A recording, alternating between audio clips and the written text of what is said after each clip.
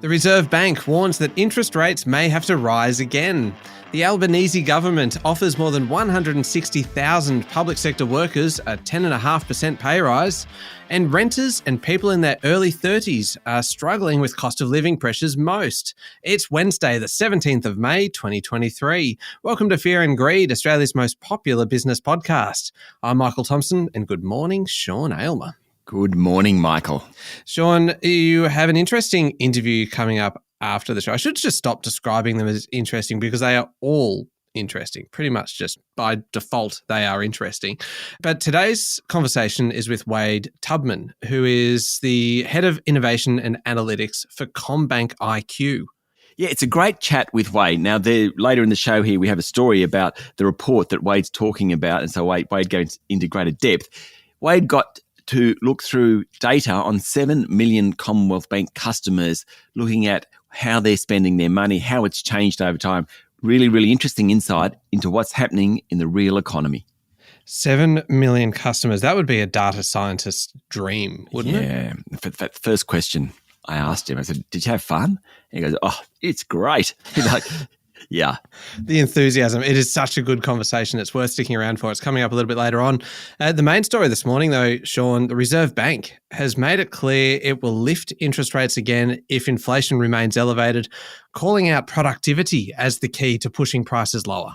The minutes to the board meeting 2 weeks ago, when it announced a surprise 25 basis point hike, say that further increases in interest rates may still be required, depending on how the economy and inflation evolve. While the board of the central bank considered leaving the cash rate on hold at the beginning of the month, the pickup in services inflation and weak productivity growth pushed the board into a rate hike in what it described as a finely balanced decision. Now, the bank also said that inflation is forecast to return to the top of the 2 to 3% band by mid-2025, based on productivity returning to its modest pre-pandemic pace.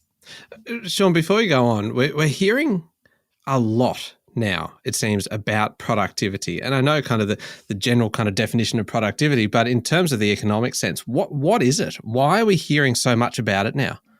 Good question. So labour productivity is defined as the level of output per hour worked. Rising productivity means getting more output for each hour of labour, each hour of input. Labour productivity is the same today as it was 3 years ago during the pandemic. In the final quarter of last year, it actually went backwards. Now, that's not good. It was much, much higher about 12 months ago, or a little over 12 months ago. Overall, productivity growth in an economy means there's more output per unit of input, so there's more to go around. It keeps a cap on prices. It also is how people get a rise in real wages. It's how standards of living, in an economic sense, rise. It is the holy grail. Productivity is what economists are always trying to achieve, or regulators who are looking after the economy are always trying to achieve. So how is productivity measured in terms of output then? How is output measured? So it's actually GDP, economic growth, per unit of input. So that might be labour, or it might be a factor of production or something like that. So it's a funny one because it is quite hard. It's measured in retrospect as opposed to real time. And so it's hard to adjust on the spot. Now, productivity is really poor at the moment, and what the Reserve Bank has speculated is it's probably got something to do with the COVID-19 disruptions. It also might have something to do with strong growth in employment in government-funded services, so many more government jobs. Now, achieving productivity increases is more difficult in government than outside government, and that's kind of a fact. It's not a comment, it's a fact.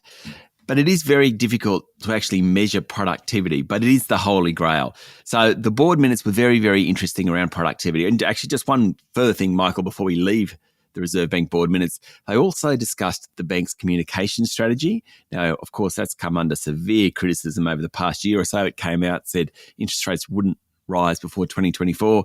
Then, of course, last May, it started lifting rates, and they just kept going ever since then. Essentially, the board said the bank needs to emphasise implications from data releases and updated forecasts. I feel like I kind of hijacked that for my own personal economics lesson just then, Sean. I'll go right ahead. I'm happy for you to do it unless you ask the question that I can't answer. Oh, that is a new challenge, isn't it? Stump the Aylmer. Yeah, you stumped me then because I was just taking a mouthful of my tea this morning, Michael, and I've got to tell you what it is. Oh, no.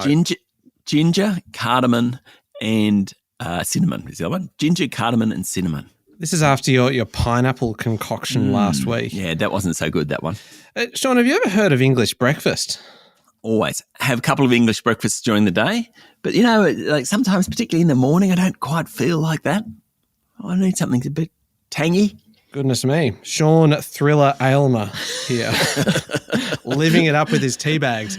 Now, local markets yesterday, what happened?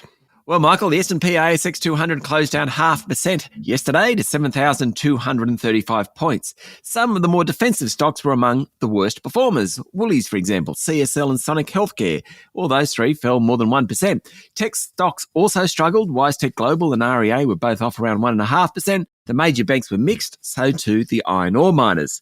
Among the worst performers were Eager Automotive and Hub24. They both fell around 5%. Best was Life 360, the tracking company.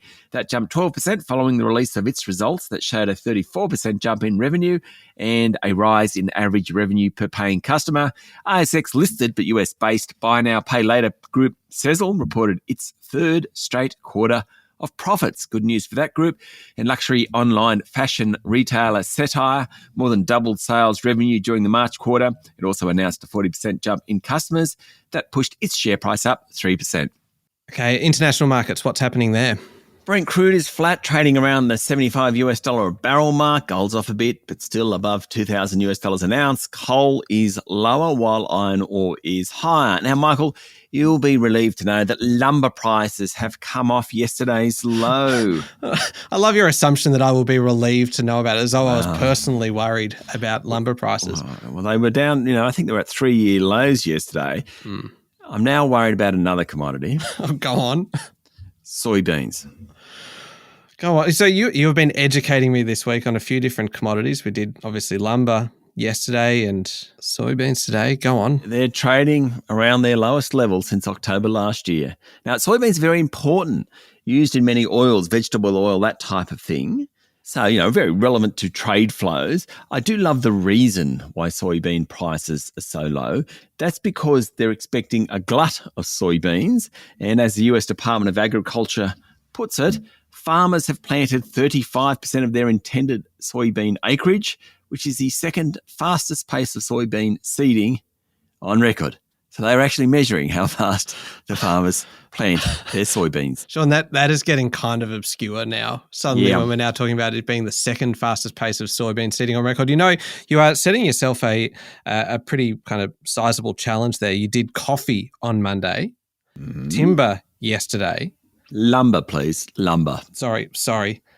Lumber yesterday.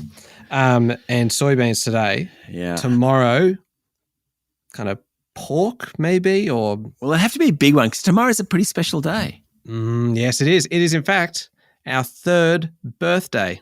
Exactly. Third birthday. That's right. 3 years, nearly 13 million downloads, hundreds of shows, hundreds of guests, hundreds of commodities. Hundreds ago. I'm going to have to try and find a really obscure one for tomorrow. Yeah, bust one out. What's the Aussie dollar doing quickly, Sean? 66.7 US cents, just under that 67 US cent mark. All right, yeah, big day tomorrow and a big day today. We'll be back in a moment with the rest of the day's business news.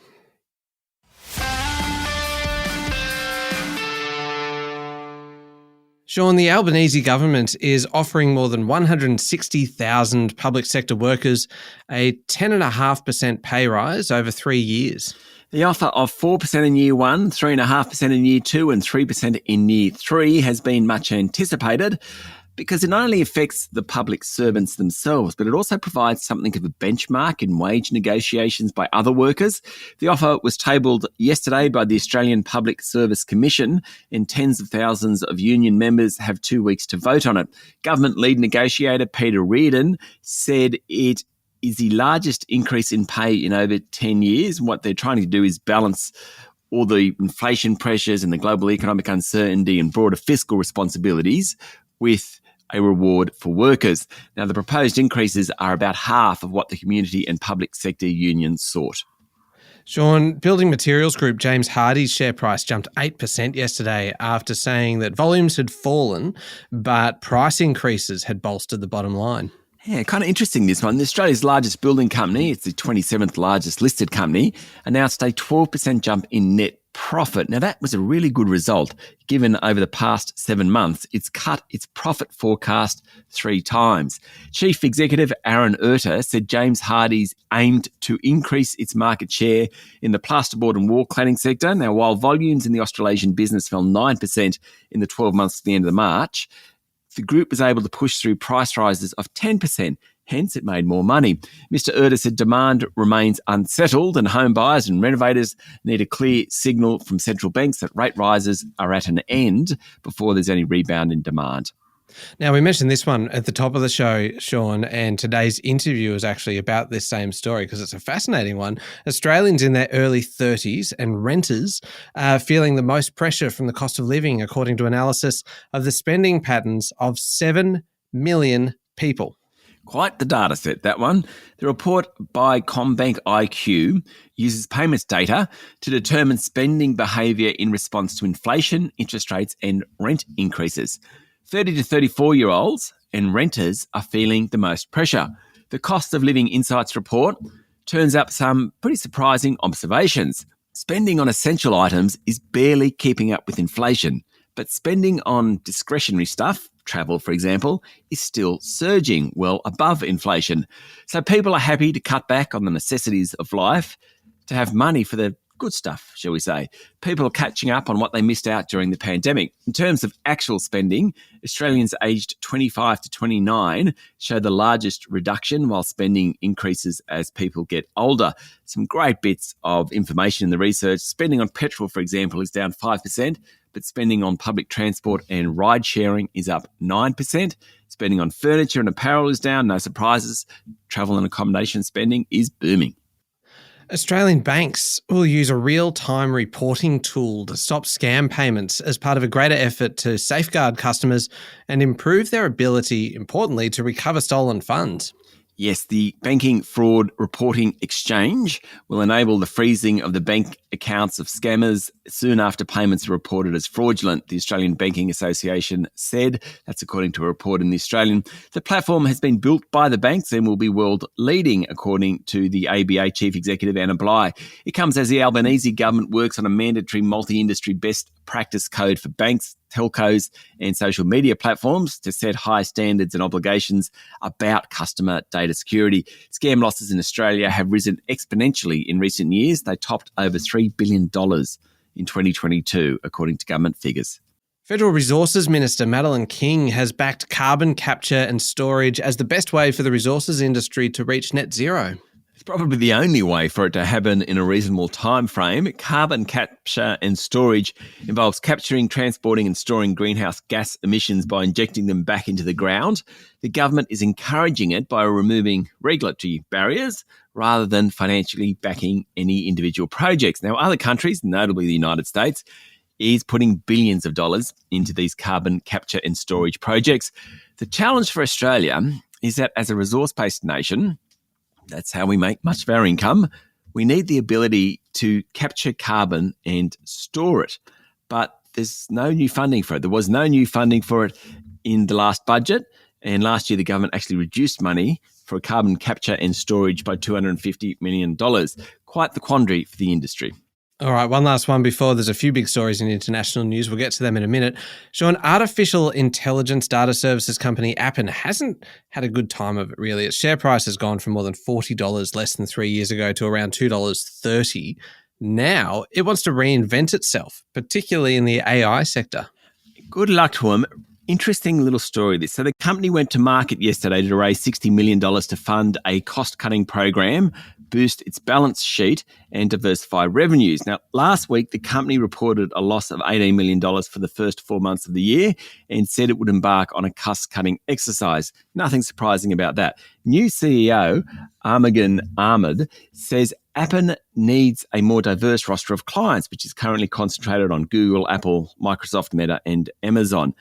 generative AI, generative artificial intelligence, is a whole new field for them to offer their services. So, Michael, I'm sure you ask, what exactly do they do? Yes, you have preempted that question, Sean. I was just about to ask it. This is where it gets really interesting. They basically provide the people that provide human feedback, real person feedback for developers and adopters. So Microsoft or Meta or Google or Apple may use Appen to say, hey, this is what we're doing. What do people think about that? So in the artificial intelligence world, Appen can provide feedback on whether an AI model is providing the right answer or the relevant answer, or making sure it's not a toxic response or something like that. They basically want to be the human part of AI. I think that's kind of interesting. I think that's really interesting because I suppose it makes sense. You don't kind of think necessarily about the process of refining it, how they get it to that point of sounding so realistic, so lifelike.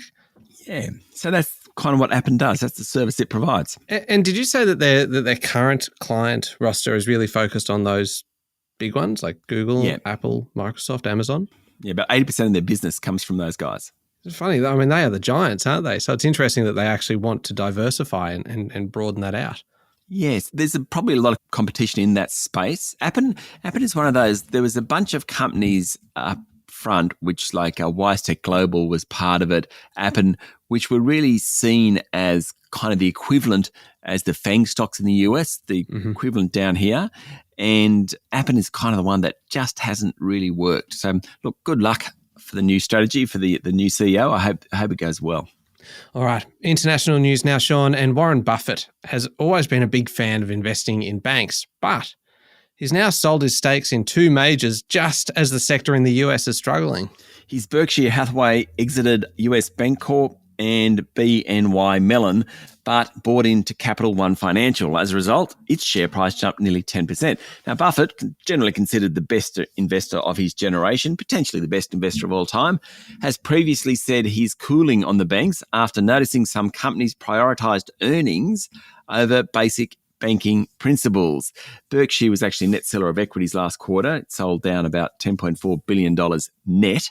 So it bought and sold, but net it sold $10.4 billion US dollars. Love Warren Buffett because he really likes operations and businesses to stick to their core businesses. And he said earnings over basic banking principles, very typical Buffett thing to say. Sean, Ford plans to scale back future investments in China as the US carmaker's chief executive warned there was no guarantee Western carmakers can win against local electric vehicle rivals. Another really interesting report in terms of trends going on around, in this instance, it's obviously manufacturing of vehicles. According to a report in the Financial Times, Ford will put less capital at risk by focusing on commercial vehicles such as delivery vans. This is in China, and will instead use the market as a listening post to help it better understand battery technology. Boss Jim Farley said the winners in China are going to be the electric vehicle brands like BYD, Tesla, Great Wall.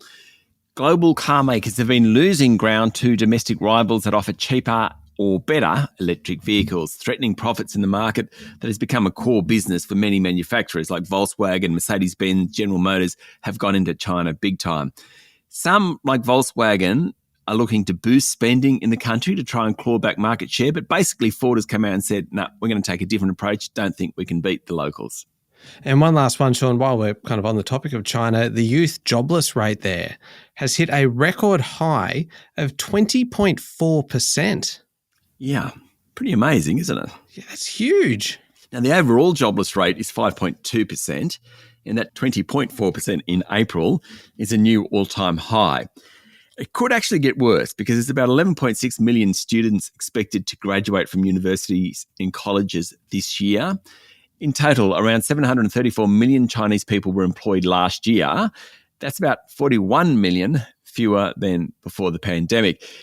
It was the standout figure, that youth unemployment figure, in a raft of data from the world's second largest economy yesterday. The good news is that retail sales in April grew 18%. The bad news was that the investment outlook ain't so good.